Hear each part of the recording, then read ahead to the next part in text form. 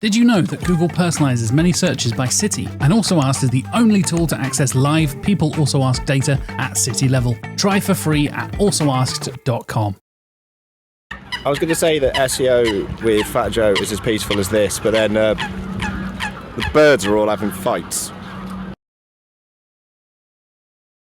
Tired of SEO guesswork? Quadra's AI agent goes deeper to uncover high-impact optimizations and completes hours of SEO in minutes. Get started now.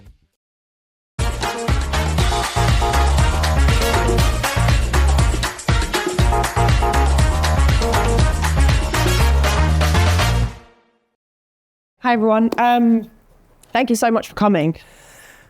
I've been thinking about doing this talk for a really long time. I've been in SEO for about 8 years now, and I remember my first 6 months as an intern, I was dealing with a manual action because one of the clients of the agency I worked for, they just bought hundreds of links. They were a travel insurance company. They were raking in loads of money, and overnight, everything tanked.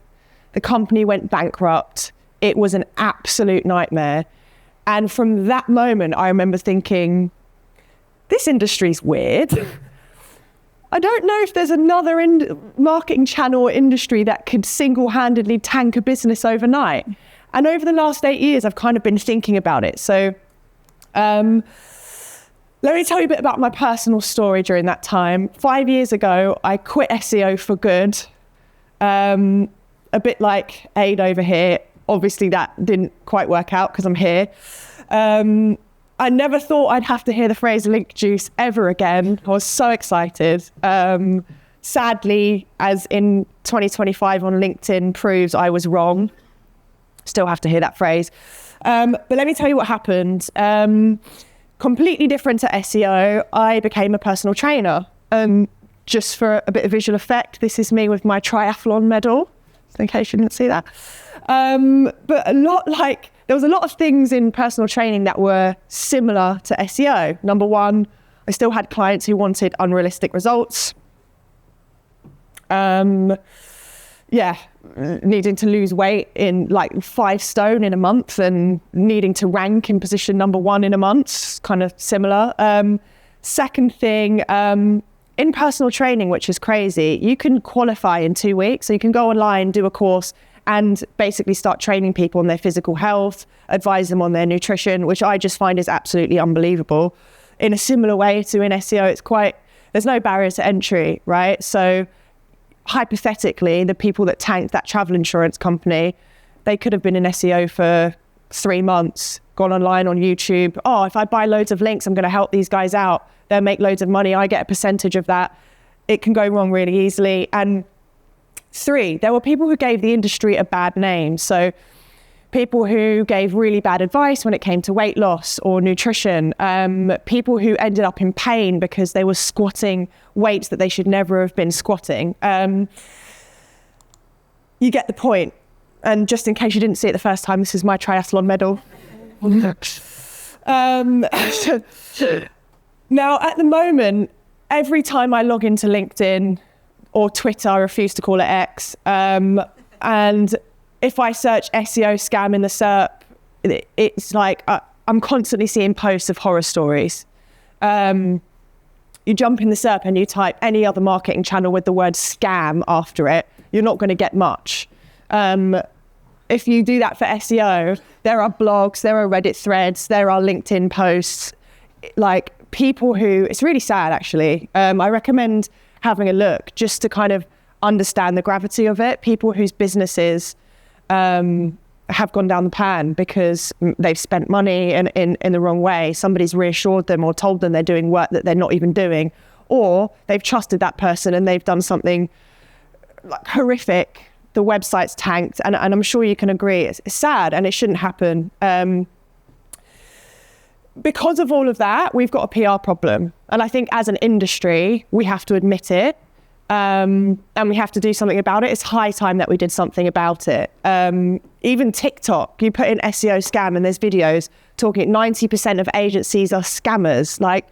It's just crazy. So we get it, but now what? Let's go back to the personal training industry. What did they do? So they created an organization called CIMSPA. It's basically a chartered organization. So you get this kind of little badge here. And they give you chartered status, basically to reassure people that you've done the necessary training to become a personal trainer. And they have a continued professional development kind of scheme, I guess.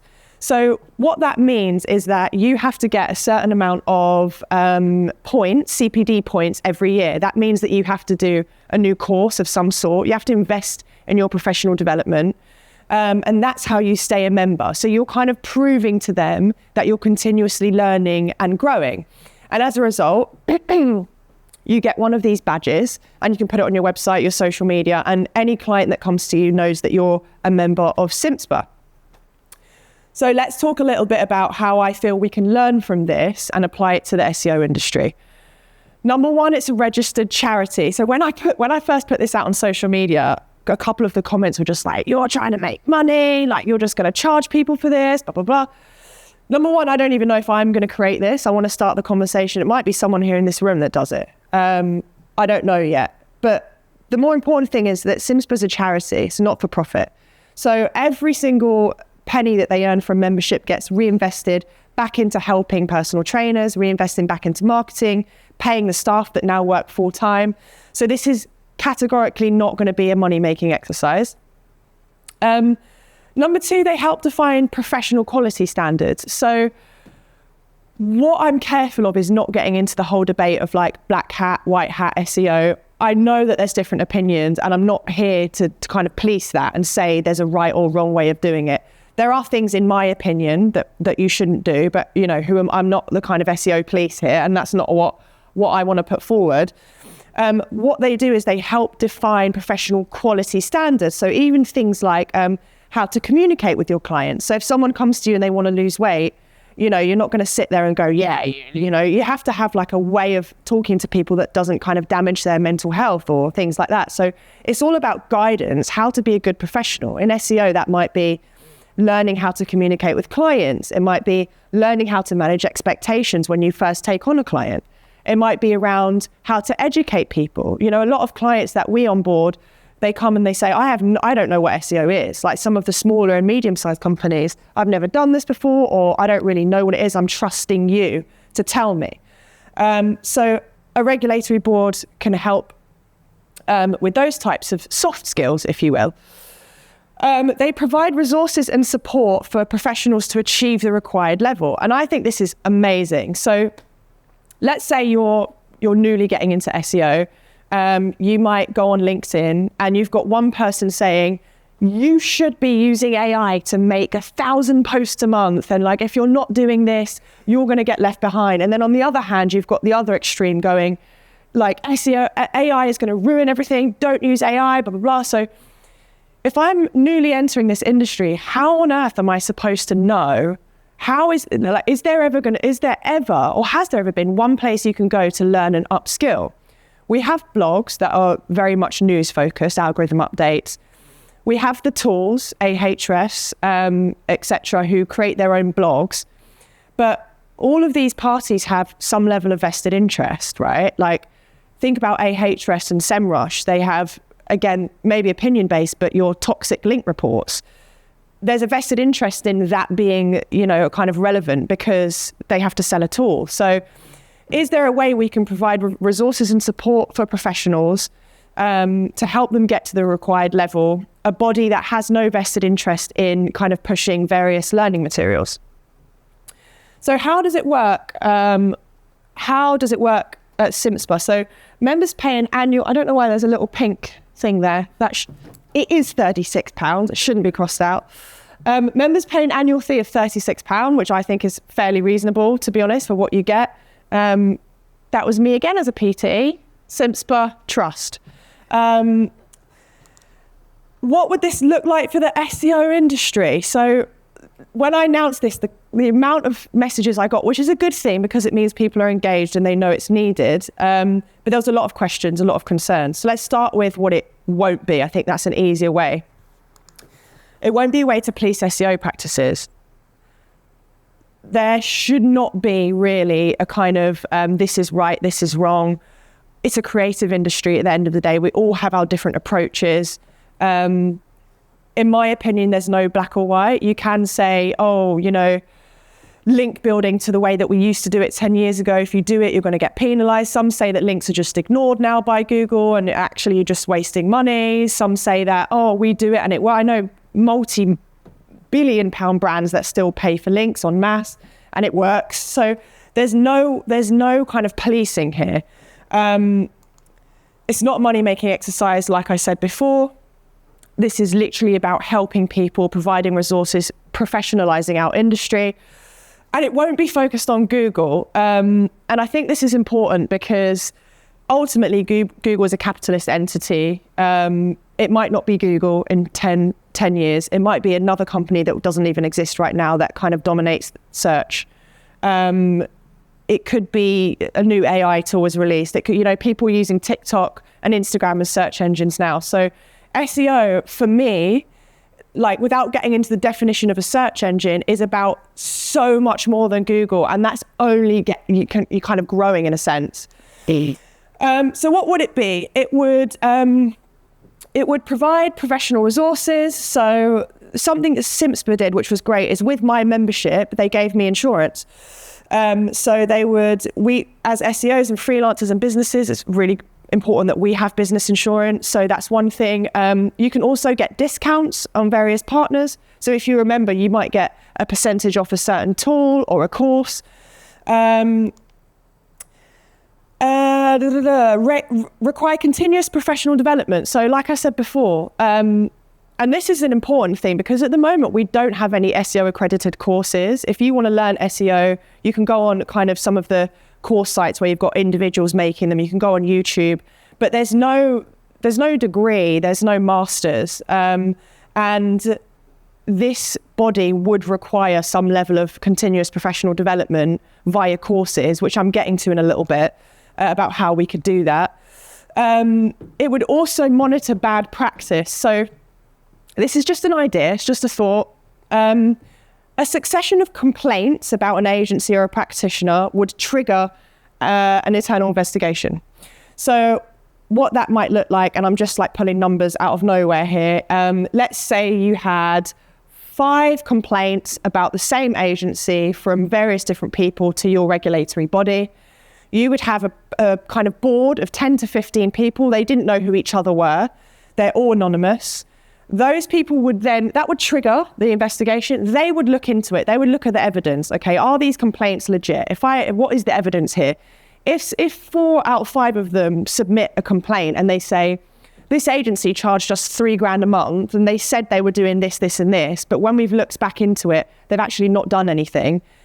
And there's no evidence, there's no reports or updates on activity. That is quite a red flag, right? So at that point, your board would all individually decide, should we take this further? Which leads me on to how would somebody lose their membership to this SEO regulatory body? Step 1, so 10 complaints are logged. Like I said, it would launch an internal investigation. The panel of experts would then review their complaint. Is it valid? Is there evidence? And then lastly, if there is evidence, the regulatory body would then go to the practitioner themselves directly and ask them, give them the chance, okay, these are the complaints that have been logged against you. Why are these complaints wrong? You know, in your defense, what's gone on here? Can you prove that you have actually been doing activity? If so, tell us what it is. Step 4, if there's a unanimous decision, much like if you've ever done jewelry service, there has to be a unanimous decision. The practitioner's membership would be revoked. So unanimous out of 10 people, you know, if it's triggered again the next year and maybe 9 out of 10 said, yeah, there's been bad practice. And then again, we've got the same agency keep coming up. You can see that eventually accountability would, you know, there would be accountability towards that agency or practitioner. So one of the first questions I got asked was how SEO always changes. So how would a course work? Because once a course is released, by 6 months' time, it's not relevant anymore. I'm not sure how that's any different to any other marketing channel. to be honest. Social media algorithms change all the time. At least we get announcements. We get told, like, this is happening. Social media managers are just kind of constantly trying to figure it out. We have the Chartered Institute of Marketing. Marketing changes all the time. So I don't really, like, the state of change as a human is something that is par and parcel to being human. Like, your cells are changing right now. That change for me is not a reason why we shouldn't attempt to do this. Stick to the strategy, not the tactics. So again, we can argue and go back and forth. Oh, the amount of comments I get on my LinkedIn arguing back and forth over tiny tactics. It's not the bigger picture. Strategy, right? So we could look at things like keyword research. And most SEOs need to do that. We need to look at things like pitching, teaching people how to report, content strategy, like these types of overarching things, how you find a customer persona and then build a kind of keyword funnel to target that customer persona and their pain points. These are all things that we might take for granted as seasoned SEOs, but other people would love to learn that coming straight out of university or whatever it might be. That would be fantastic. And courses. So courses, again, are not created by any companies with a vested interest. So none of the tools would be able to have courses that would be a part of this body. They would all be by actual exam bodies. So when you do an exam in the UK, it might be AQA, OCR. They would actually have awarding bodies. We as an SEO community, like, I'm fully open to people messaging me on LinkedIn and Instagram who want to get involved potentially in this, to talk about how could we create a course, submit it to an awarding body, and actually recognize our industry as a valid qualification. How would this help the industry? So I think this would transform how we work. We'd spend less time convincing people that they can trust us. The amount of pitches I'm in when it's like the first thing is, oh, I got burnt. I had a really bad story. How do you convince me that you're not like my last SEO agency or freelancer? This would give you the kind of seal of approval. I'm a member of this body, so they know you've got insurance. They know you've gone through the continuous professional development. It recognizes SEO as a viable career path. If I'd have had a module where I studied media and communications, SEO was not mentioned throughout my 3 years at university. I did social media, I did email marketing, I did a music module. I didn't want to make music. I did video, everything. SEO, I came out of uni and I was like, marketing internship, SEO, what's that? And I thought, oh, I'll give it a go. Paid quite well. And then it turned out to be like a really cool thing. It's a really cool job. Like, what we do is awesome. It should be recognized as a viable career path. People should come out of school and be like, I want to be an SEO. That's really cool. I get to work with Google. I get to understand algorithms. Like, it's amazing. The other thing I just want to point out here, just to big ourselves up a bit more, is how we've embraced AI as a community. Like, thinking about social media managers, blah, blah, blah. Like, SEO community for me have been at the forefront of the kind of the development of AI. The things that I'm seeing SEOs do is just unbelievable. We should be recognized as a viable, a credible career path. It discourages recklessness. So at the moment, we're kind of in this community where there's really no repercussions. You can just kind of, I'm not going to name names, but there's a name that keeps coming up on Reddit about an SEO who has just been going through a career and kind of just so many sites being tanked, moving on, getting paid, moving on, getting paid, moving on, getting paid, moving on, getting paid. And there has to be an end to this. People's livelihoods are being affected. We need to do something about it. SEO is a highly skilled profession. Content marketing, like, we do like bits of development work. We do keyword research, customer research. We do PR, like AI. Like, it's crazy what we do in our jobs. There's some incredible people that I follow on LinkedIn, and most days I go on my LinkedIn and I'm like, wow, like, this guy or this woman has just done something incredible. And I get imposter syndrome every day, which is a good thing because it means that I'm being surrounded by people and engaging with people that know more than me and I can learn from them. Isn't that amazing? It's time that we address the PR problem. Like, there's some really honest, hardworking, brilliant people in our industry. And I'm tired of having to convince people that we're not all bad. So if you are interested in this, if you are interested in being a part of creating something like this, find me on LinkedIn, Jessica Redman, drop me a DM, tell me that you're interested in it. And I'd love to talk to you because I think it's needed. Thank you. DemandSphere. Limitless visual insights from the SERPs. Unlimited dashboards and users. Easy to use and easy to scale your growth to new levels. Monthly reporting making you want to shove sharp things up your nose? Try Dragon Metrics, the all-in-one SEO software with mind-blowing reporting tools.